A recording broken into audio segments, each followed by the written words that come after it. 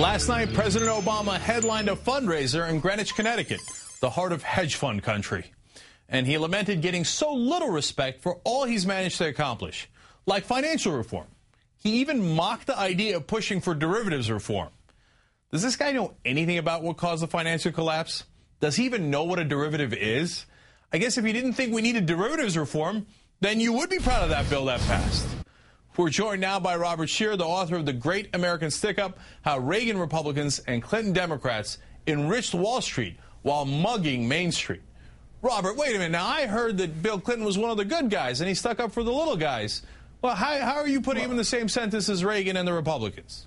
Well, first of all, he is certainly charming, but let me correct you on Obama there. Obama, in April '08, when he was running against Hillary Clinton, gave a speech at Cooper Union, which I have in my book, and he was very clear about the damage that had been done by these, the sweeping away of all New Deal regulations and the radical financial deregulation, including the derivatives.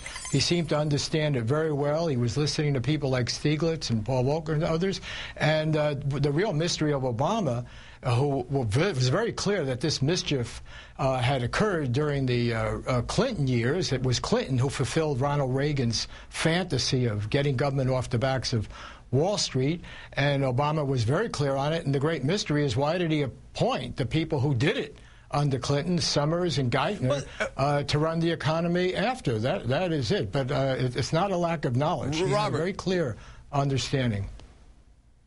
So I'm going to get back to Clinton in a second. But on Obama, you brought up a great point. So what happened? I remember that speech that he gave.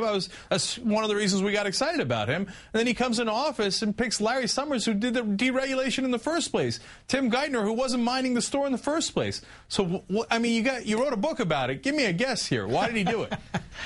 Well, first of all, let's understand just how culpable Larry Summers is. He's the one who pushed through the Commodity Futures Modernization Act in the closing weeks of Clinton's lame duck, term, and Clinton signed off on it, and that's what opened the doors to all these collateralized debt obligations and credit default swaps that are the heart of our current misery. So that's Summers' baby. He's responsible, and the idea that you rewarded this guy by, bringing him in is astounding. But even more shocking is, as I reveal in my book, when Summers went to be Obama's advisor, he was even at that time during the campaign getting $8 million from Wall Street, from the D.E. Shaw hedge fund. He got $135,000 from Goldman Sachs for one speech. Is that, I don't know, sounds to me like bribery. So this guy, was totally in bed with them. And then Obama comes in and he points to, him and Geithner. Geithner had been head of the Fed in New York. Geithner was there with Paulson and under George W. Bush, the big bailout of AIG, which was really a bailout of Goldman Sachs and everybody.